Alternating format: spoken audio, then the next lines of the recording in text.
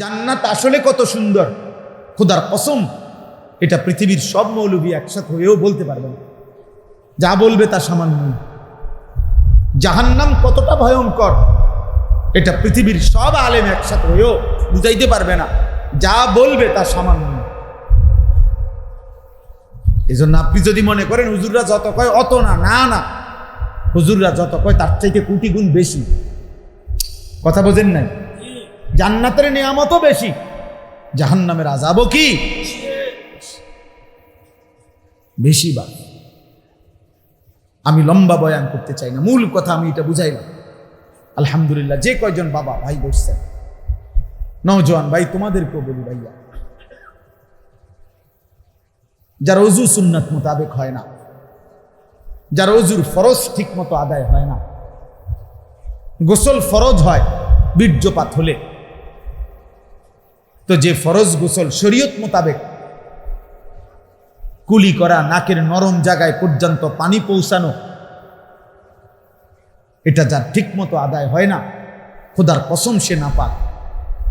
সে যদি বঙ্গোপসাগরেও গোসল করে সে নাপাক। আর নাপাক ব্যক্তির যে নাকের নরম জায়গায় ফরজ গোসলের সময় না, নাকের পানি নরম জায়গা পর্যন্ত ঠিক মতো পৌঁছায় না, সে নাপাক, অপবিত্র। আর এই অপবিত্র ব্যক্তি কাবা শরীফে ঢুকে নামাজ পড়লো, ওই নামাজ কবুল হবে না, হবে না, হবে না।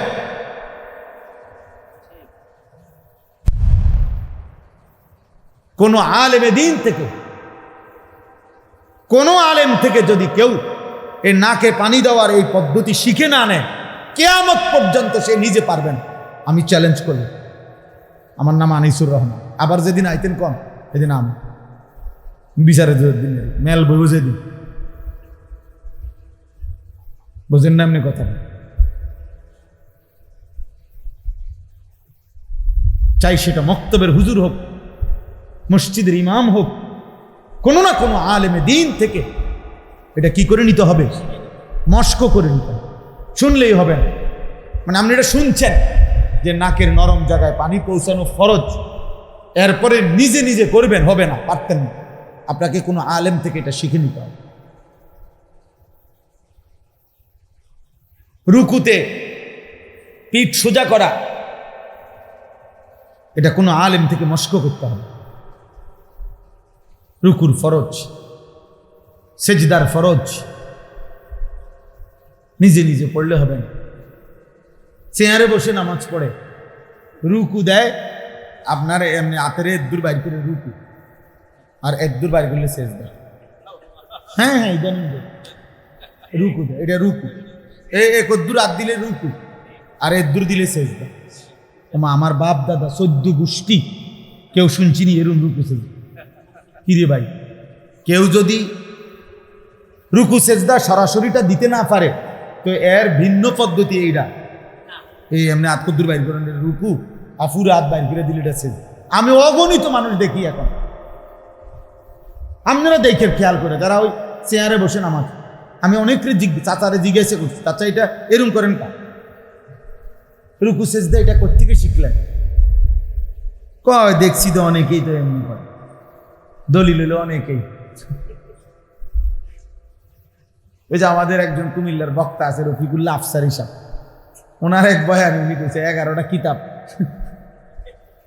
এর মধ্যে এই দেখ, আর একটা হইল অসুবিধা কি, এইটাই একটা কিতাব, অসুবিধা কি, এইটাও একটা কিতাবের নাম, মানে এইটা একটা কিতাব যে অসুবিধা কি, কথায় কথায় কি করে, অসুবিধা কি, এই অসুবিধা কি কিতাবের মধ্যে এটা পাইছেন না? বাপ মস্কারি করলে হবে না। যাই হোক, আমি কথাটা এই জন্য বলি, দুই জিনিস বুঝাইলাম। এক, হতে হবে কার জন্য? কত ভাগ বলেন না, কত ভাগ? আনা আগনা শুরাকা'i, হাদিসে কুদসিতে আছে, আল্লাহ বলেন আমি এক বিন্দু, এক জাররা শিরিক থেকে মুক্ত। আনা আগনা শুরাকা'i, আমার সাথে এক বিন্দু শরীক করা থেকে আমি মুক্ত। আল্লাহ বলেন 99 ভাগও যদি কেউ 99.5 ভাগও যদি কেউ আমার জন্য করে, আর 1 ভাগের 4 ভাগের 1 ভাগও যদি আমি ভিন্ন অন্য কাউরের জন্য, গায়রুল্লাহর জন্য, অন্য কাউরে দেখাবার জন্য কোনো আমল করে, খোদার কসম আল্লাহ বলেন আমি পুরাটাই ছুঁড়ে ফেলে দেই, আমি 1 সুতাও নেই না। বিশুদ্ধ হাদিস। আখিরাত মস্কারি না, আখিরাত মস্কারি নয়। শতভাগ এই 2 জিনিস শুধুই আল্লাহর জন্য, আর হলো রাসূলুল্লাহ সাল্লাল্লাহু আলাইহি ওয়াসাল্লামের তরিকায় আমল হতো। আমনের মন, আপনার মন মতো, আপনার মন নামাজ পড়ে আতায়াতুল্লাহ সাল্লাল্লাহু আলাইহি ওয়াসাল্লাম আলাইহি নবী রাহমাতুল্লাহ ওয়া বারাকাতুহু আসসালামু আলাইনা ওয়া আলা আবিদিল্লাহি সাল্লাল্লাহু আলাইহি আশহাদু আল্লা ইলাহা ইল্লাল্লাহ মুহাম্মাদুর রাসূলুল্লাহ সাল্লাল্লাহু আলাইহি ওয়া সাল্লাম সাল্লাল্লাহু আলাইহি ওয়া আলা ইন্নাকা হামিদুম মাজিদ আল্লাহুম্মা বারিক আলা মুহাম্মাদ ওয়া আলা আলি মুহাম্মাদ ওয়া আলা আলি মুহাম্মাদ ইন্নাকা হামিদুম মাজিদ আল্লাহুম্মা ইন্নী যালামতু নাফসি যুলমান কাসীরা ওয়া লা ইয়াগফিরু ইল্লা আনতা ফাগফির লিমান তাশা'u মিন ইনদিকা রাহমাতান ইন্নাকা আনতাল গফুরুর রাহিম। সালামু আলাইকুম। খালাস খালাস নামাজ। এটা আত্তাহিয়াতু পড়লে, এটা দুরূদ শরীফ পড়লে, কি মেশিনে পড়লেন, কারে শুনাইলেন, এই মস্কারিটা কার লোকে করলেন বলেন? বিবেক কি বলে? পৃথিবীতে কোনো মানুষের সামনে যদি আপনি এত দ্রুত গতিতে কথা বলতেন, সে পছন্দ করত? তো মহান আল্লাহ পাকের সামনে এটা কি করলেন বলে? সুবহানাল্লাহ, সুবহানাল্লাহ, সুবহানাল্লাহ, সুবহানাল্লাহ, সুবহানাল্লাহ, সুবহানাল্লাহ, সুবহানাল্লাহ, আলহামদুলিল্লাহ, আল্লাহু আকবার। কি তাসবিহ বলে? 100 দানার তাসবিহ 30 সেকেন্ডও লাগে না। এটা কি তাসবিহ বলে? বলে এটা তাসবিহ হইতে পারে? আপনার কি বিবেকে কি বলে? নবীজি এভাবে পড়ছেন? সাহাবায়ে কেরাম এভাবে পড়ছেন? আপনার দিল বলে এটা? তা আপনি এটা কি করলেন? আমার শায়েখ আল্লামা মুফতি মুশতাকুন নবী কাসেমি হুজুরকে আমি একবার একটা বিষয়ে বলছিলাম যে হুজুর আপনি যেমনি বুঝাই দিছেন এমনি আমল করলে সময় বেশি লাগে। এই কথাটা শুধু একবার বলছিলাম। হযরত আমারে বলছিলেন, মাওলানা সময় কি আপনার আব্বার? কসম আল্লাহ, এবং সেটা মক্কা শরীফে বলছে, হারামে বসে বলছে সময় আপনার আব্বার। আমি বলছি না, সময় আল্লাহ। কয় তাহলে আল্লাহর দেওয়া সময় আল্লাহর জন্য একটু বেশি খরচ হবে, আপত্তি কিসের? বলে সময় তো আমার না, প্রতি সেকেন্ড, প্রতি ঘন্টা, প্রতি মিনিট, প্রতিটা রাত, প্রতিটা দিন কে আনে? তাহলে সময় কার? তাহলে আল্লাহ আমাদেরকে বুঝার তৌফিক দান করেন। দয়া করে এই একটা কথাও আলহামদুলিল্লাহ সবর আপনি আপনার ইমামের সাথে সম্পর্ক করেন, স্থানীয় উলামায়ে কেরামের সাথে সম্পর্ক করেন, করে ছেলেদেরকেও বলি, বাবা আরে ভাইয়া তোমরা অধিকাংশ ছেলেই বাপ আজ সময়ের প্রেক্ষাপটে পুরা জীবন তোমরা নিজের হাতে তুলে নিছো। এটা তোমাদেরকে একদিন না একদিন তুমি কিংবা তোমার পরবর্তী জেনারেশন আফসোস করো, আফসোস করো। তোমরা চুল, চেহারা, লেবাস, পোশাক, আনন্দ, হাসি, কান্না, রুচি, পছন্দ, অপছন্দ, ভালোবাসা, বিরোধিতা, আবেগ, অনুভূতি, চালচলন, রাত দিন সব নিজের হাতে নিজেকে তুলে নিছে। আমার যেটা ভাল লাগে, আমার যেটা মন চায়, আমি যখন যেটা করতে ইচ্ছে হয়, মোবাইল দেখে দেখে, নারী দেখে দেখে, নায়ক, গায়ক, খেলোয়াড়, বিভিন্ন মানুষের, কাফের, মুশরিক, বেঈমান, ইহুদি, খ্রিস্টান, নাস্তিক, মুরতাদের আখলাক, চালচলন দেখে দেখে নিজের মতো করে তোমরা নিজেদেরকে সাজাচ্ছ, চালাচ্ছ। আল্লাহর কসম বাপ, নওজোয়ান, এর শেষ ঠিকানা জাহান্নাম। এই জীবনের শেষ ঠিকানা জাহান্নাম, এর শেষ ঠিকানা। ওই যে হাসে কিছুটা প্রতিবন্ধী যারা, তারা হাসে। হ্যাঁ, অনেক ছেলে তো একটু প্রতিবন্ধী, তো হাসে, মানে হে মনে করে যে আমারই কইতেছে রে, কি সুন্দর। প্রতিবন্ধী যে, মানে লজ্জা শরমটুকুও নাই, অনুভূতিটুকুও নাই। লজ্জাও না। মানুষ কি মনে করে? মানুষ যা ইচ্ছা মনে করবে। আমার মতো ধরছে, আমি মুখ চালাইছি, মানুষের কি মনে করার কি আছে? রাস্তার পাশে যে তুমি পেশাব করে দিলা, মানুষে কি মনে করবে? আরে মানুষে কি মনে করবে, এটা মানুষের বিষয়। আমার পেশাবে ধরছে, আমি মুখ চালাইছি। এই হলো ছেলেদের আখলাক। কে কি ভাববে, কে কি মনে করবে, আমি এত কিছু খুঁজে আমার দরকার? আমার মন চাইছে আমি নারী দেখবো, ছবি দেখবো। আমার মন চাইছে আমি বেঈমানের মতো, কাফেরের মতো চুল রাখবো, চেহারা সাজাবো, যা মন চাই তাই করব।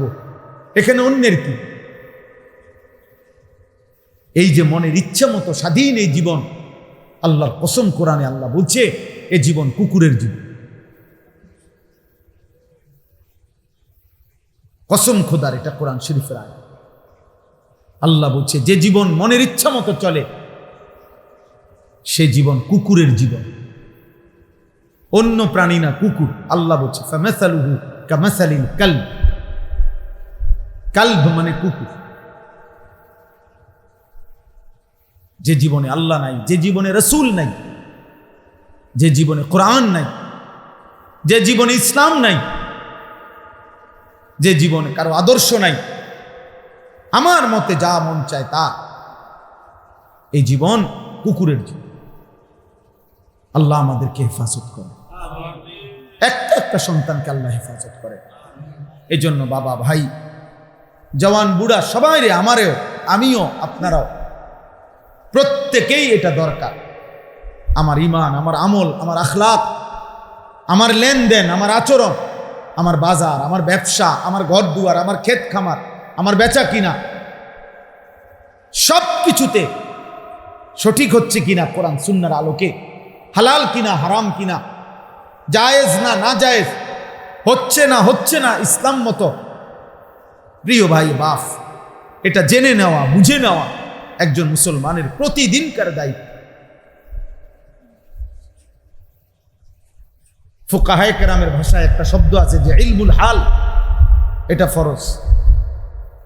অর্থাৎ আমি যখন যেই পরিস্থিতির মুখোমুখি হই ওই বিষয়ের মাসআলা জেনে নেওয়া আমার জন্য ফরজ। আমি ব্যবসা করব, তো আমি অন্য কিছু না জানি, উপার্জনের আরো যতজন যত কিছু করে, আচ্ছা ওটা আমি না জানলাম, কিন্তু আমার এই দোকানটা করতে গিয়ে আমার জন্য হালাল কোনটা হারাম কোনটা এটা আমার জন্য জানা ফরজে আইন। বুঝেন নাই কথাটা? একদূর কম পক্ষে জানা কি ফরজে। ফরজে আমি জমিটা বেচবো, এখন এখানে হালাল পদ্ধতি কি হারাম কি এতটুকু জানা আমার জন্য ফরজে আইন। আমি আমার মেয়েটাকে বিয়ে দেব, এখানে শরীয়তের বিধান কি, হারাম কি হালাল কি এটা জানা ফরজ। ফরজ বিস্তারিত সকল বিষয়ে পূর্ণাঙ্গ ইলম, এটা ফরজে কিফায়া। এটা কিছু উলামায়ে কেরাম ওনারা শিখলেই হবে, বাকিরা ওনাদের থেকে জেনে নিবে। কিন্তু আমি যখন যে পরিস্থিতির মুখোমুখি ওইটুকুর পরিমাণ ইলম আমার জন্য জানা ফরজে আইন। তাহলে এখন নামাজ, এটা কি আমাদের মাঝে মাঝে পালন করার মতো আমল?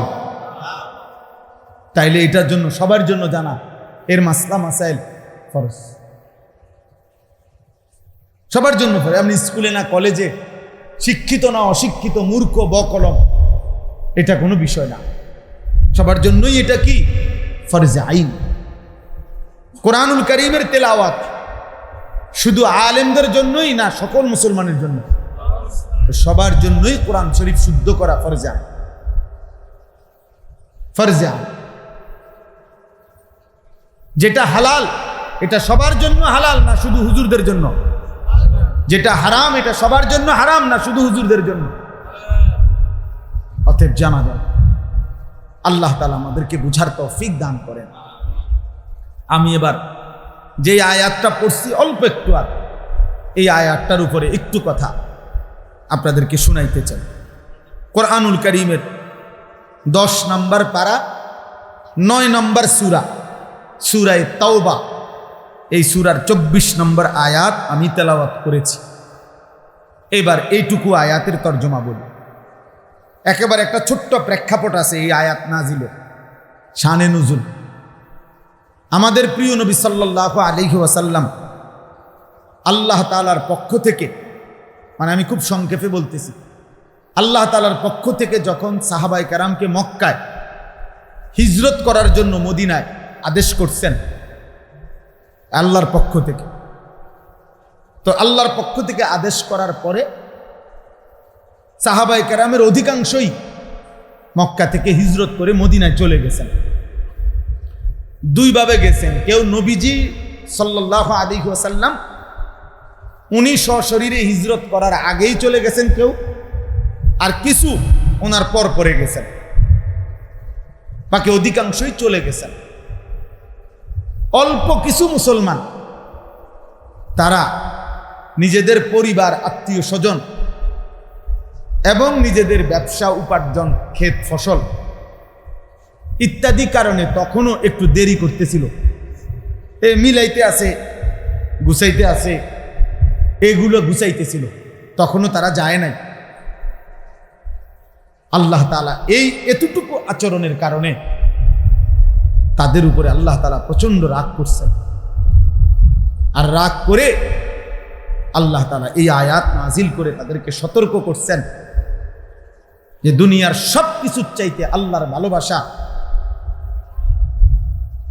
দুনিয়ার সব কিছুর চাইতে আল্লাহর ভালোবাসা আগে দিতে পারলা না, দুনিয়ার সব কিছুর চাইতে আমার রাসূলের ভালোবাসা আগে দিতে পারলা না, দুনিয়ার সব কিছুর চাইতে আল্লাহর পথে জিহাদ, আল্লাহর জন্য কুরবানি, জান মালের ত্যাগ এটা করতে পারলা না, ঠিক আছে অপেক্ষা করো আল্লাহর পক্ষ থেকে আযাব আসা পর্যন্ত।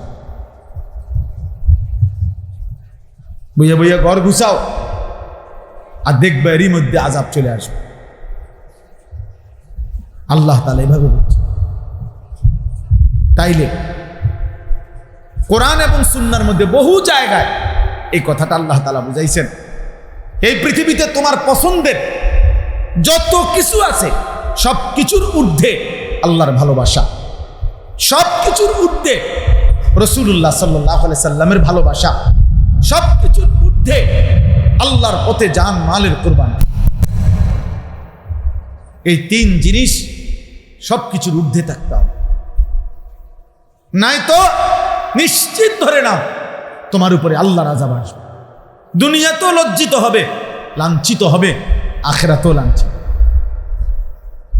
এই কথাইটা আল্লাহ এখানে বলছে। দেখেন, 8টা জিনিসের প্রতি ভালোবাসা এখানে আল্লাহ তুলে ধরছে দুনিয়াবি।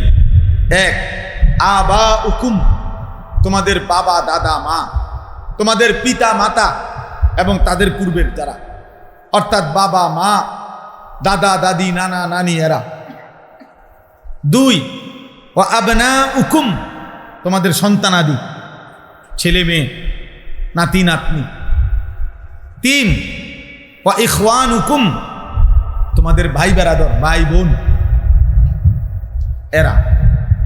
4, ও আজওয়াজ উকুম, তোমাদের স্ত্রী। 5, ও আশিরাতুকুম, তোমাদের সমস্ত আত্মীয় স্বজন, চাচা মামা ফুফা খালু, চাচতো ভাই জ্যাঠতো ভাই ফুফাতো ভাই মামাতো ভাই শালা দুলাভাই, আছে না এরকম আত্মীয়, এই আত্মীয় স্বজন। এই 5টা।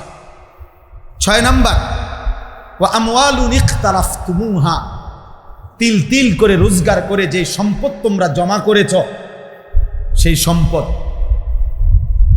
7 নাম্বার, ওয়া তিজারাতুন তাখশাউনা কাসাদাহা, তোমাদের সেই ব্যবসা, উপার্জন, চাকরি হোক আর ব্যবসা হোক, যেটা মনে মনে ভাবতেছো যদি তুমি ছেড়ে দাও ব্যবসাটা ধ্বংস হয়ে যাবে, চাকরিটা ধ্বংস হয়ে যাবে, এরকম পছন্দের যেটা তুমি ভয় পাও, যেটা এটা হেরে গেলে হারায় ফেললে ক্ষতি হবে তোমার, এরকম ব্যবসা উপার্জন 8 নাম্বার, ও মাসাকিনু তারদাউনাহা, তোমাদের পছন্দের বাড়ি, ঘর, বিল্ডিং, দালান, ঘর, জমি।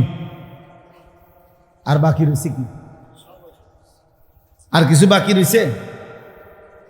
আল্লাহ তাআলা বলেন, তোমাদের পিতা মাতা, তোমাদের সন্তানাদি, তোমাদের ভাই বেরাদর, তোমাদের স্ত্রী, তোমাদের আত্মীয় স্বজন, তোমাদের জমানো সম্পদ, তোমাদের ব্যবসা এবং উপার্জনের মাধ্যম, তোমাদের পছন্দের বাড়িঘর, এই সব কিছুর চাইতে যদি আহাব্বা ইলাইকুম, অধিক প্রিয় না হয়, মহব্বতের না হয়, এগুলা যদি আহাব্বা ইলাইকুম, 3 জিনিস থেকে ওই 8টা যদি বেশি প্রিয় হয়, 3 জিনিস থেকে, 1 মিনাল্লাহ, আল্লাহ থেকে, ওয়া রাসূলিহি, আল্লাহর রাসূল থেকে, ওয়া জিহাদিন ফি সাবিলিহি, আল্লাহর রাস্তায় জিহাদ মানে জান মাল কুরবানি, এই 3 জিনিস থেকে যদি ওই 8 জিনিস তোমাদের নিকট বেশি প্রিয় হয়, ফাতারাব্বাসু, তাহলে তোমরা অপেক্ষা করো, হাত্তা ইয়াতি আল্লাহু বিআমরি, অচিরেই তোমাদের উপরে আল্লাহর আযাব আসলো বলে। আল্লাহর আযাব আসছে তোমাদের সামনে। এরপরে সর্বশেষ আল্লাহ বলে, ওয়াল্লাহু লা ইয়াহদিল কওমাল ফাসিকিন। সাংঘাতিক। আল্লাহর ভালোবাসার ঊর্ধ্বে, রাসূলের ভালোবাসার ঊর্ধ্বে, জিহাদের ভালোবাসার ঊর্ধ্বে যারা এই 8 জিনিসকে উপরে উঠিয়ে দিছে, আল্লাহ বলছে তারা ফাসিক, তারা পাপী। আর এমন পাপীকে আল্লাহ হেদায়েত দেয় না, জান্নাতের পথ দেখায় না। আল্লাহু লা ইয়াহদিল কওমাল ফাসিকিন। আল্লাহ যেন বলে, ঠিক আছে ভাতে খা, তোর জান্নাত লাগবে না, তুই ভাতে খা, তুই বিল্ডিং এ কর, তোর বেটা উপার্জনই কর, যা ঘুমা, পেশাব পায়খানা কর, যৌন চাহিদা পূরণ কর, বউ বাচ্চা নিয়ে রং তামাশার ফুর্তি, নফসের চাহিদা আর শাহওয়াত দুনিয়া পূরণ কর, যা, আমি তোকে জান্নাতের রাস্তা দেখাবো, আমি তোমাকে হেদায়েতের রাস্তা দেখাবো।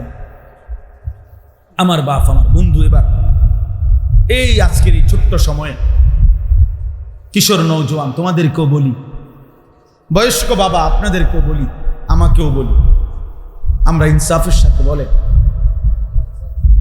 ইনসাফের করে বলেন আমরা যে আমাদের আল্লাহর প্রতি ভালোবাসা, আমাদের রাসূলের প্রতি ভালোবাসা, আমাদের আল্লাহর পথে নিজের জান মাল উৎসর্গ করার ভালোবাসা কোথায়? গত 60 বছর ধরে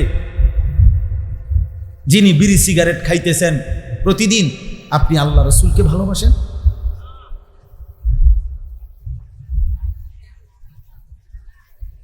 গত 60 বছর ধরে প্রতিদিন যিনি চা দোকানে, রঙিন টেলিভিশনে নাচ গান দেখেন, নাটক সিনেমা দেখেন, আপনি আল্লাহকে ভালোবাসেন? আপনি রাসূলকে ভালোবাসেন? খোদার 365 দিনে কোনো দিন যার কপালে ফজরের নামাজ জুটলো না, 365 দিনের একটা বছরে যে কোনো দিন ফজরের নামাজ একদিনও পড়লো না, ও আল্লাহকে চিনে? ও রাসূলকে চিনে? মূলত বলে, গত 30 বছর ধরে যে সুদ খায় সে রাসূলকে ভালোবাসে? 30 বছর ধরে যে প্রতিদিন নিজের ব্যবসায় ওজনে কম দেয় সে নবীকে ভালোবাসে? যার স্ত্রী আজকে 20 বছর ধরে বেপর্দা সে নবীকে ভালোবাসে?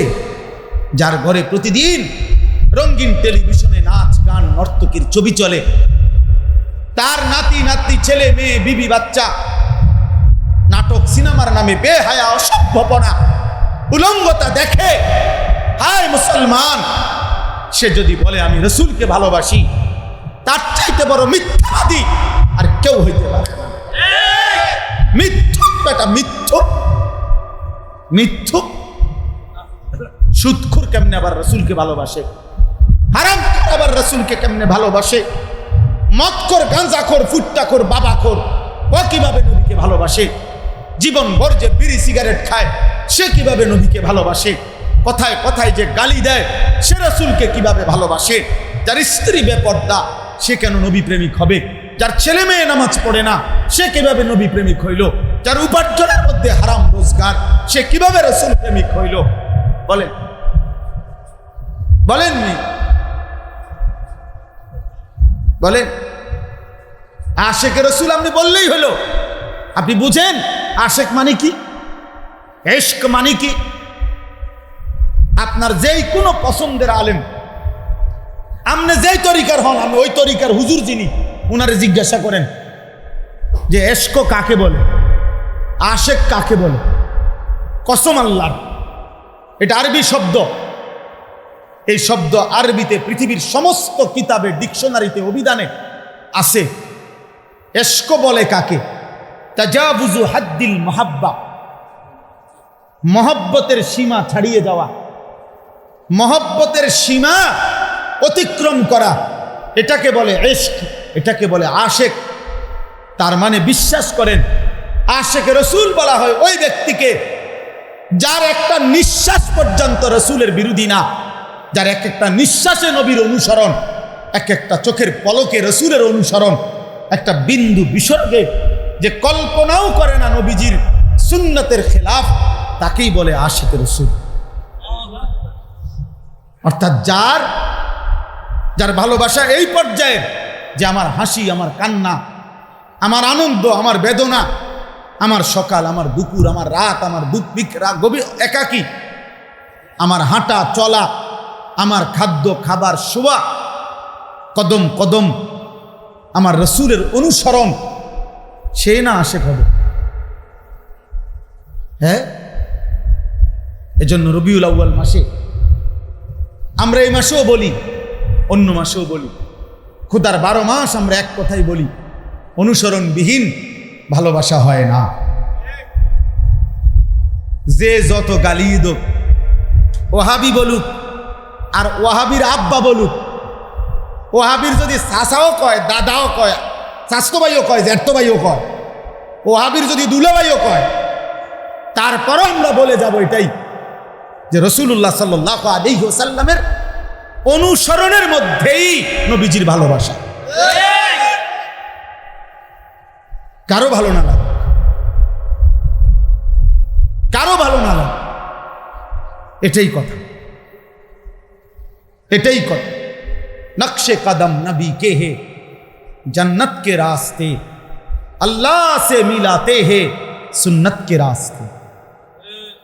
নবী মুহাম্মদ সাল্লাল্লাহু আলাইহি সাল্লামের কদমের নকশা অনুযায়ী যে চলবে সেই পথ তাকে জান্নাতে পৌঁছায় দেবে। আল্লাহ সে মিলাতে হে সুন্নত কে রাস্তে, আল্লাহর সাথে যদি কেউ মিলতে চায়, সাক্ষাৎ পেতে চায়, সুন্নতের রাস্তাই একমাত্র রাস্তা। অতএব শুধুমাত্র গায়ের জোরে অথবা আলাদা কিছু দিয়া, খিচুড়ি দিয়ে, বিরিয়ানি দিয়ে ভালোবাসা প্রমাণ দিলে হবে না। ইত্তেবা এবং সুন্নাত, নবী সাল্লাল্লাহু আলাইহি সাল্লামের অনুসরণ, এর মাধ্যমেই আল্লাহ আল্লাহ রসুলের ভালোবাসার প্রমাণ দিতে হবে। যে নবীজির সুন্নাতকে অনুসরণ করে সে নবীজিকেও ভালোবাসে, সে আল্লাহকেও ভালোবাসে। এই এক অনুসরণের মধ্যে এক মেসওয়াক মনে করেন আমি করলাম, এটা প্রমাণ করে রসুলকেও সে ভালোবাসে, আল্লাহকেও ভালোবাসে। অতএব আজকে এতটুকুই কথা। আমি দুইটা কথা আপনাদেরকে বলছি। এক নম্বর কথা হলো, প্রত্যেকটি আমল কবুল হওয়ার জন্য দুইটা জিনিস বাধ্যতামূলক, মনে আসেনি? একটা কি? এক নম্বর, কার জন্য হইতে হবে? কত ভাগ? আবার বলেন। 2 নম্বর, ওই আমলটি কি হইতে হবে? বিশুদ্ধ। বিশুদ্ধটা ঠিক করবে কিসের ভিত্তিতে? নবীজির তরিকার ভিত্তি, সুন্নাত, নবীজির তরিকার ভিত্তি। তিনি যেভাবে রুকু দিছেন, তিনি যেভাবে সিজদা দিছেন, নবী যেমনে আত্তাহিয়াতু করছেন, নবী যেমনে পড়ছেন। হ্যাঁ, বাহ্যিক এক হইতে হবে, কলিজার হাকিকত ভিন্ন হইতে পারে। মানে নবীর দিলের কাইফিয়ত, নবীজির দিলের অবস্থা আপনার হবে না। কথা বোঝেন নাই? নবী যখন সাল্লাল্লাহু আলাইহি ওয়াসাল্লাম আল্লাহর সামনে দাঁড়াইতেন, তখন উনার হৃদয়ে যা হতো, তিনি যখন সেজদা দিতেন, ওনার কলিজায় যা হইতো, তিনি যখন আল্লাহকে ডাকতেন, তখন তার চোখ দিয়ে যে পরিমাণ পানি ঝরত, ওইটা আমার কম হবে, ওটা হবে না। কিন্তু উচ্চারণ পদ্ধতি, রুকু, সেজদা, সিস্টেম, এটা সমান সমান হইতে হবে। এটা সাহাবাদের মতো হইতে হবে। এটা নবীজি সাল্লাল্লাহু আলাইহি সাল্লামের অনুসরণ হইতে হবে। सल्लल्लाहु अलैहि वसल्लम। तेरी महबूब की या रब शबाहत लेके आया हो, हकीकत उसको तू कर दे, मैं सूरत लेके आया। খাজা আজিজুল হাসান মজজুব রহমতুল্লাহি আলাইহি এই ভারতীয় উপমহাদেশের একজন বড় বুজুর্গ ছিলেন, কিন্তু প্রথম জীবন তিনি জেনারেল শিক্ষিত ছিলেন। ইংরেজ আমলে সরকারি কালেক্টর অফিসের ডেপুটি ছিলেন। রেস্টরি অফিস যেটারে কয়, না না কালেক্টর অফিস এটারই তো কয় নাকি, এটাই। অর্থাৎ সর্বোচ্চ ব্রিটিশ আমলে একজন মুসলমান, জেনারেল শিক্ষিত একজন মুসলমান ব্রিটিশ আমলে সর্বোচ্চ যেই পদে চাকরি করতে পারতেন তখনকার আইনে উনি ওই পদে ছিলেন। সেই পদ থেকে তিনি সব ছেড়ে দিয়ে দাড়ি টুপি লেবাস পাঞ্জাবি পরে আল্লাহওয়ালাদের খেদমতে হাকিমুল উম্মত মুজাদ্দিদুল মিল্লাত হযরত মাওলানা শাহ আশরাফ আলী থানভী রাহমাতুল্লাহর সোহবতে নিজেকে গড়ে তুলছিলেন, নিজের ঈমান আমল সুন্দর করছিলেন। তো ওনারে একদিন জিজ্ঞাসা করছেন যে আজিজুল হাসান, আপনি হাসরের ময়দানে আল্লাহকে কি বলবেন? তো তিনি বলেন, আমি আমার নিজের দাড়িটা দেখাইয়া রব্বে করিমের সামনে বলবো, মাওলা আপনার বন্ধুর সাদৃশ্য ধরতে চেষ্টা করছি, কলিজার হাকিকত তো পারি নাই, সুরত আমি ধরছি, হাকিকত আপনি নিজের দয়ায় দিয়ে দেন। তেরি মাহবুব কি ইয়া রব শাবাহাত লেকে আয়া, আপনার বন্ধুর শাবাহাত নিছি, সাদৃশ্য, হাকিকত উসকো তু কর দে, মাই সুরত লেকে আয়া হো। দিলটা আপনি দেন, বাহ্যিকটা আমি দিলাম, আমি চেষ্টা করলাম মাওলা। এজন্য নওজোয়ান ভাই, তোমাদের কাছে অনুরোধ ভাইয়া, আখলাকের হেফাজত করো। এমন সুন্দর জীবন আর ফিরবে না রে বাপ। প্রিয় নওজোয়ান, নষ্ট হইও না রে বাপ। এই পৃথিবীতে কেউ তোমাদেরকে মনে রাখবে না, কেউ মনে রাখবে। এই 4-5 দিন আগে কুষ্টিয়ায় 2টা ছেলে, 10টা ছেলে একসাথে মোটর সাইকেল বাইক রেস, রাস্তায় কে কত দ্রুত গতিতে মোটর সাইকেল চালাইতে পারে এটার প্রতিযোগিতা করছে। এর মধ্যে 2টা ছেলে, সব পত্রিকায় আসছে, একটা পিকআপের সাথে বাড়ি খায়া একদম টুকরা টুকরা হইয়া পিস পিস হয়ে গেছে সারাটা রাস্তা ছড়া কুষ্টিয়ার। নিজেদের হেলমেটের মধ্যে ক্যামেরা চলতেছিল লাইভ, নিজের লাইভে, নিজের মোবাইলে, নিজের ক্যামেরায় পৃথিবীবাসী দেখলো করুণ মৃত্যু। হায় যুবক, আজ তোদের লাইভ দেখবে কে? আজ তোদের মোটর সাইকেল চালাবে কে? এই পৃথিবী আর কোনোদিন তোমাদের কথা মনেও করবে না। মাইলস্টোন স্কুল অ্যান্ড কলেজের ছেলেদের কথা আর এখন কারো মনে আসেনি? আজ 1 সপ্তাহ আসেনি, 10 দিন, এই যে ঘটনা এটা ঘটছে, মনে করেন এটাও কারো পাবে। স্বার্থপর এই দুনিয়া, কেউ মনে রাখে না। আমার ঈমান, আমার সেজদা, আমার রুকু, আমার জিকির, আমার তেলাওয়াত, আমার সুন্নাতের অনুসরণ, আমার আল্লাহর সাথে সম্পর্ক, আমার নবীর সাথে সম্পর্ক, খোদার কসম এটাই মনে থাকবে, এটাই মনে রাখবে, এটাই স্মৃতিতে থাকবে, এটাই জমা থাকবে। আর হাসরের ময়দানে আল্লাহ বান্দার প্রত্যেকটা আমলের বিনিময় নিজ হাতে গুনে গুনে আল্লাহ হাতে তুলে দিবেন, বুঝায় দিবেন। ফেরেশতা বলবে, চলো বন্ধু, এ তোমার রুকুর প্রতিদান, এ তোমার সেজদার প্রতিদান, এ তোমার সুবহানাল্লাহর প্রতিদান। আররাফাহা লাহুম। কোরআন শরীফে আল্লাহ বলছে, বান্দার প্রত্যেকটি নেক আমলের বিনিময়ে সে কি নেকি পাইছে পুরস্কার, আমি আল্লাহ আমার ফেরেশতা দিয়ে তার একটা একটা করে চিনায় দেব, চিনায় দেব, চিনায় দেব, চিনায় দেব। ইয়ারিফুনাহা। ফেরেশতা বলবে 2025 সালের 28শে আগস্ট রাত 10:30 বাজে ওই বাড্ডা বাজার জামে মসজিদের এক মাহফিলে ঠিক এত সেকেন্ডে তুমি একবার সুবহানাল্লাহ পড়ছিলা, এটা তোমার সেই পুরস্কার। এবং তুমি হাতে নিলেই দেখবা এখানে ম্যানুফ্যাকচার ডেট, উৎপাদনের তারিখ, মানে এই পুরস্কারটা তোমার লাগে কখন রেডি হয়েছিল লেখা আছে। আররাফা, আররাফা তারিফ মানে পরিচয় করে দেবে, প্রতিটা পুরস্কার লেখা থাকবে, লেখা থাকবে। এই জন্য আমরা বোকা না। আমরা যারা সেজদা করি, 5 ওয়াক্ত নামাজ পড়ি, আমরা বেকুব না। তুমি ভাত খাইয়া বড় হইলে, আমরা চিরা খাইয়া বড় হয়েছি না। হ্যাঁ, নামাজিরা চিরা খাইয়া বড় হয় নাই, ভাত খাইয়াই বড় হয়েছে। কাজে তুমি চালাক আর আমরা বেওকুফ না রে বন্ধু। সমস্ত মিথ্যাবাদী, পাপী, নাফরমান, সমস্ত সুদখোর, ঘুষখোর, মদখোর, কিস্তিখোর, জেনাখোর, ব্যভিচারী, বেহায়া নারী, ওরাই মূলত বোকা, আহাম্মক, আহাম্মক, আহাম্মক। ইমানদার বুদ্ধিমান, সেজদাওয়ালা বুদ্ধিমান, কোরআন পড়নেওয়ালা বুদ্ধিমান, সুন্নাত মাননেওয়ালা বুদ্ধিমান, আল্লাহ আল্লাহ রসুলকে যে কলিজা দিয়া ভালোবাসে, সেই বিবেকবান, সেই বুদ্ধিমান, সেই বুদ্ধিমান। আল্লাহ আমাদেরকে তৌফিক দেন। আজকের এই মজলিস, আজকের এই মজমা আল্লাহ তাআলা কবুল করে নেন। আলহামদুলিল্লাহ রাব্বিল আলামিন। মাওলায়ে করিম আপনি মাফ করে দেন, আয় করিম আপনি মাফ করে দেন, মেহেরবান মাওলা আপনি মাফ করে দেন। মাওলা ঈমান আমল দান করেন, আগামী জীবন সুন্দর করে দেন, পেছনের জীবন মাফ করে দেন, সেজদাওয়ালা কপাল বানিয়ে দেন, কাঁদনেওয়ালা চোখ বানিয়ে দেন, জিকিরওয়ালা জবান বানিয়ে দেন, মোহাব্বতওয়ালা দিল বানিয়ে দেন, সুন্নাতওয়ালা জীবন বানিয়ে দেন। আপনার গোলামির হক আদায় করার তৌফিক দান করেন। নবী পাকের এক এক সুন্নাত অনুসরণ করবার তৌফিক দান করেন।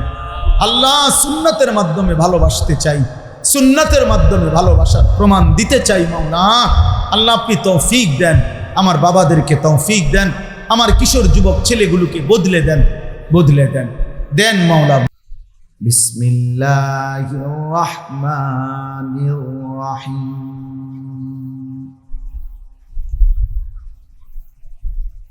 قل إن كان آباؤكم وأبناؤكم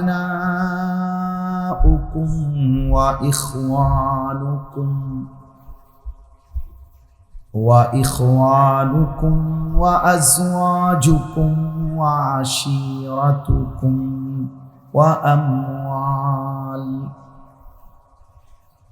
وأموال اقترفتموها وتجارة تخشون كسادها ومساكن ترضونها أحب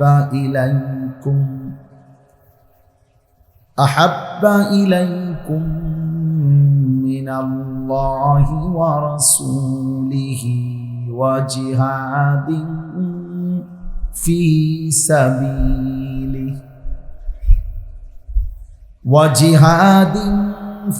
سبيله فتربصوا حتى يأتي الله بأمره والله لا يهدي القوم الفاسقين.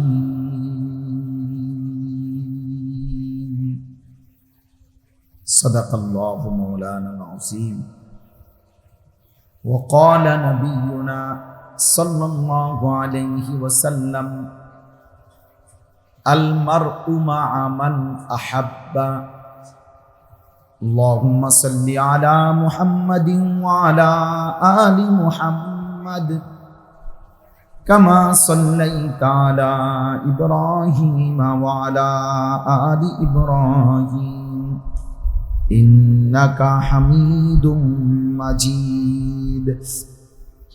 اللهم بارك على محمد وعلى آل محمد كما باركت على إبراهيم وعلى آل إبراهيم إنك حميد مجيد سبحانك لا علم لنا إلا ما علمتنا إنك أنت العليم الحكيم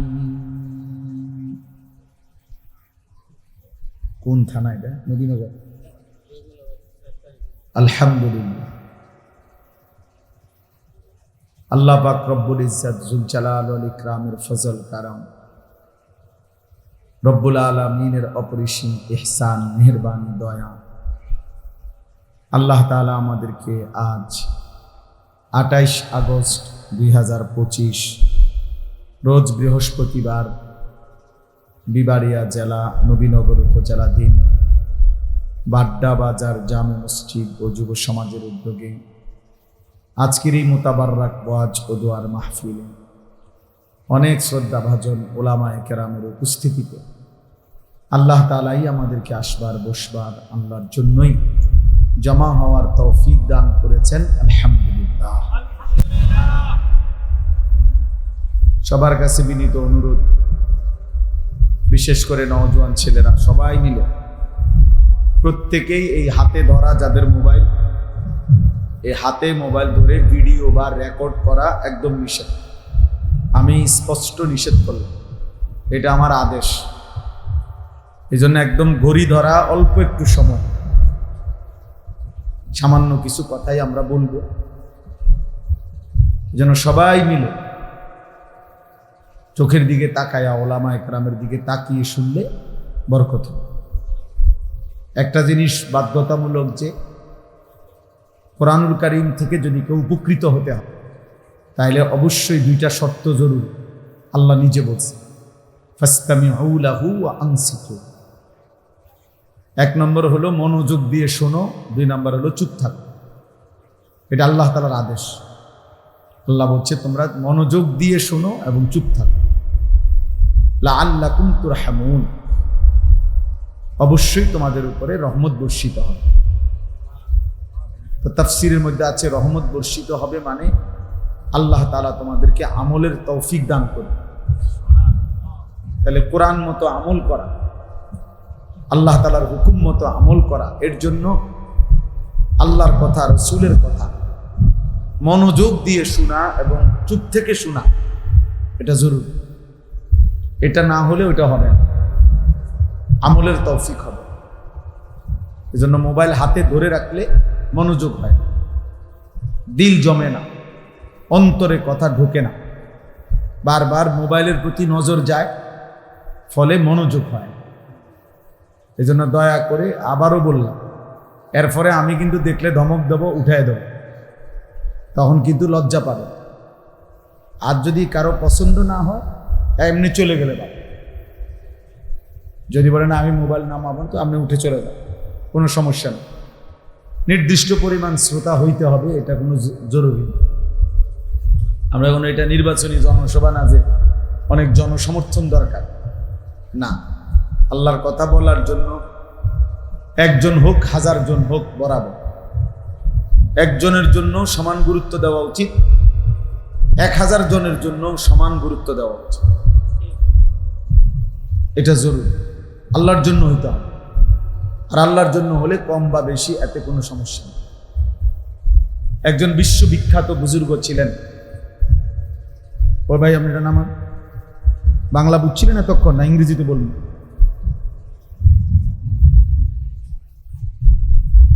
তেরামি করার সুযোগ নেই, আমি তো বলছি না, তো চলে যান, অসুবিধা নাই।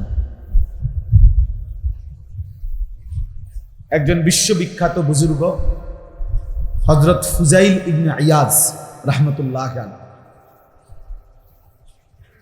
উনি বলছেন যেই কোনো আমল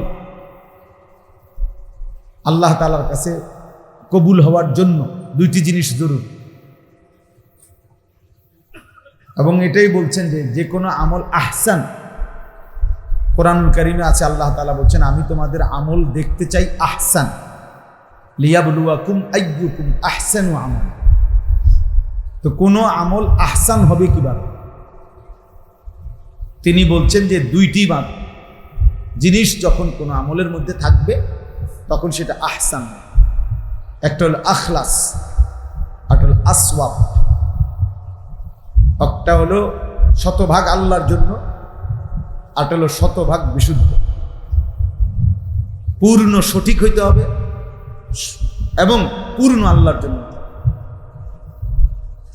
ইসমে তাফসীর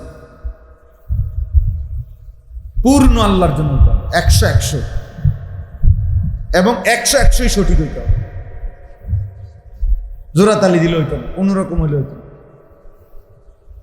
মিল্লা জিল্লা না, মিল্লা জিল্লা একটা হইলেছে না, মিল্লা জিল্লা কুমিল্লা, মিল্লা জিল্লা কোনো বিবারিয়া না, কাজেই মিল্লা জিল্লা না, কোন রকম না, জোরাতালি। ইসলামের মধ্যে কোনো রকম কিছু নেই, কোনো কিছুই কোনো রকম নেই, সবই পরিপূর্ণ, পূর্ণাঙ্গ। তো তিনি বলছেন যে কোনো আমল ইজা কানাল আমালু খালিসান ওয়া লাম ইয়াকুন সাওয়াবান লাম ইউকবাল। কোন আমল যদি কেউ আল্লাহর জন্যই করছে কিন্তু অশুদ্ধ, সেটা কবুল হবে না। ওয়া ইজা কানাল আমালু সাওয়াবান ওয়া লাম ইয়াকুন খালিসান লাম ইউকবাল। কোন আমল সঠিক হয়েছে কিন্তু আল্লাহর জন্য করে না, সেটাও কবুল হবে। তাহলে কবুল হওয়ার জন্য কি করতে হবে? তিনি বলছেন হাত্তা ইয়াকুনা খালিসান সাওয়াবান, যতক্ষণ পর্যন্ত না সেটা আল্লাহর জন্যই হবে এবং সর্বোচ্চ সঠিক বিশুদ্ধ হবে। তো এরপরে বলছেন আরেক লাইন আছে, কোন আমল খালেস হবে, ফালে আমালু খালিসুন ইজা কানা লিল্লাহ, যখন সেটা শুধু আল্লাহর জন্য হবে। ফালে আমালু সাওয়াবান ইজা কানা আলা সুন্নাহ, কোন আমল সঠিক হবে তখন যখন নবী সাল্লাল্লাহু আলাইহি সাল্লামের শতভাগ সুন্নাত মোতাবেক। নবীজির সুন্নাত মোতাবেক হলে সেটা বিশুদ্ধ, শুধুই আল্লাহর জন্য হলে সেটা খালেস। আর এই দুইটা হলে ওই আমল আল্লাহর কাছে কবুল। এই জন্য ভাই এটা আমাদের জন্য জরুরি। আমাদের ওযু, নামাজ, সূরা, কেরাত, দোয়া, কালাম যে যেটুকুই করি, এইটুকুর মধ্যে বারবার এটা পরীক্ষা করা, উলামায়ে কেরাম থেকে যাচাই করা উচিত যে সঠিক হচ্ছে কিনা, এবং আল্লাহর জন্য আমার দিলকে প্রশ্ন করা উচিত যে আমি আল্লাহর জন্য করছি। মসজিদে তো নামাজ পড়লেন পাঞ্জাবি গায়ে দিয়া, মসজিদে যখন আসছেন তখন তো পাঞ্জাবি গায়ে দিয়ে আসছিলেন। এই আপনি যখন ঘরে কোনো কারণে নামাজ পড়েন তখন যে শুধু একটা গেঞ্জি গাও দিয়া অথবা উর্ফে গামছা একটা কাঁধে দিয়া, ঘটনাটা কি? মসজিদে যেই আল্লাহর জন্য করছিলেন, ঘরে কি সেই আল্লাহ না ভিন্ন কেউ? তো তাহলে দুই রকম হইল কেন নামাজ? ঘরে শুধু গেঞ্জি গাও দিয়ে নামাজ পড়লেন কেন? ঘরে শুধু গামছা কাঁধে দিয়ে নামাজ পড়লেন কেন? মূল কারণ হলো মসজিদে আরো অনেক মানুষ আছে, মানুষে মন্দ সন্দ করবে। তোর কি আকলও নাই? একটা জামাও গাও দিয়ে তার সত্তা, এই কারণ। আর এখানে ঘরে মানুষ নাই, কেউ দেখবে না, মানুষ সে তো নাই, আমি একাই। তাহলে মসজিদেও নামাজ পড়ছে মূলত মানুষের দেখানোর জন্য, ঘরেও নামাজ পড়ছে মানুষের জন্য। মানে এখানে মানুষ নাই এই জন্য এরকম, ওইখানে মানুষ আছে এই জন্য এরকম। তা আল্লাহর জন্য হলো কোন? আল্লাহর জন্য হলে তো বরাবর হইতো, আল্লাহর জন্য হলে বরাবর হইতো না। এটা ছোট্ট উদাহরণ দিই, 4 রাকাত ফরজ নামাজ, এটা কার জন্য? তো 2 রাকাত সুন্নত, এটা কার জন্য? 4 রাকাত সুন্নত, এটা কার জন্য? তো আপনি 4 রাকাত ফরজ যে ইমাম সাহেব পড়ে কতক্ষণ সময় লাগে রুকুতে, সেজদাতে, আত্তাহিয়াতুতে। আপনি আজকে 30 বছর ধরে এটা বোঝেন নাই, আপনার একটা আইডিয়া হয় নাই যে 4 রাকাত ফরজ নামাজ পড়তে কতক্ষণ লাগে। তো আপনি যে নিজে 4 রাকাত সুন্নত পড়তে সময় 1.5 মিনিটে পড়ে লাগে, কি মেশিন দিয়ে পড়ে? কথা বোঝেন নাই? আপনি এটা কি মেশিন লাগাইলেন সে সময় বলে? তাইলে এই 2 রকম হইল কেন? আল্লাহর জন্য হলে ফরজ, ওয়াজিব, সুন্নাত, মুস্তাহাব বরাবর হবে। ইখলাস শুধুই আল্লাহর জন্য। ছোট্ট থেকে ছোট্ট বিষয়ও খেয়াল করতে হবে। আর হলো বিশুদ্ধ। রুকু থেকে সোজা হয়ে দাঁড়ানো ওয়াজিব। 2 সেজদার মাঝখানে স্থির হয়ে বসা ওয়াজিব। অনেক বাচ্চা সারা আছে, সেজদা একটা দিয়ে মাথা একটু উঠাইয়া আরেকটা সেজদা মারে, এমন নাই? তো মাঝখানে যে বসলেন না স্থির হয়ে, ওয়াজিব ছুটে গেলে নামাজ হয়। এরুম নামাজ আরো 100 বছরও পড়লে, কাবা শরীফের ছাদেও যদি আপনি এরুম নামাজ পড়েন, আপনার নামাজ কবুল হবে না, হবে না, হবে না। দৈন্তান্নয় কান্না বলে যায় হয় না, যায় হইত না, যায়ও হইত না, কোন রকম হইলে হইব না, কোন রকম হইত না। বলে নম্বর নইলে কিছু কম দিব না, নম্বরে দিত না। এটা হইছেই না, এটা হইছেই না। 10ও পাইতেন না, 2 নাম্বারও পাইতেন না, 1 নাম্বারও না। এটা হয়ই না, কিচ্ছু হয় নাই, কিচ্ছু হয়। আল্লাহ তাআলা কোরআনে বলছে, যে নামাজের ফরজ ওয়াজিব নষ্ট করে সে নামাজকে নষ্ট করে। ফাখালাফা মিন বাদিহিম খালফুন আদাউস সালাহ। আদাউস সালাহ অর্থ হলো নামাজকে যে নষ্ট করে, আল্লাহ বলে জাহান্নামের সবচেয়ে নিকৃষ্ট গর্তে আমি তাকে ছুঁড়ে মারি। ফাসাউফা ইয়ালকাউনা গাইয়া, কোরআন শরীফের আয়াত। আর তাফসীরের মধ্যে আছে এই কথার অর্থ হইল বেনামাজি না, যে নামাজ পড়া সত্ত্বেও নামাজ নষ্ট করে, নামাজের ফরজ ওয়াজিব সুন্নাত ঠিকমতো আদায় করে। নামাজের মধ্যে সূরা মিলানো ফরজ না সুন্নত? বলেন না কেন? নামাজে সূরা মিলানো, সূরা ফাতিহা না ওয়াজিব? সূরা মিলানো ফরজ। কেরাত পড়া যে ভেবে আমরা করি, আচ্ছা কেরাত পড়াই করে, কেরাত পড়া কি ফরজ, সূরা ফাতিহা কি ওয়াজিব। তো এটা যার শুদ্ধ হয় না, তো সে কি মিলাইল? অশুদ্ধটা এক। আমনে এটা 5-এর লগে 3 ইঞ্চি পায়, আমনে 6 ইঞ্চি 5 দিয়ে দিবে, কি করবে? কথা বোঝেন না? এটা আপনি সারাদিন লাগাইলে কি লাভ? এটা 5 দরকার 3 ইঞ্চি, আপনি লাগাইছেন 2.5 ইঞ্চি 5, বলে মোটামুটি 2.5 তো, আর আধা না কম, ওটা মিলবে তো? কথা বলেন না কেন? এই 5-এর লগে এই 5 মিলবে তো? তো আপনি এটা কি কেরাত মিলাইছেন? এটা 2.5 ইঞ্চি 5 না মিলাইছেন, কি মিলাইছেন? এটা অশুদ্ধ।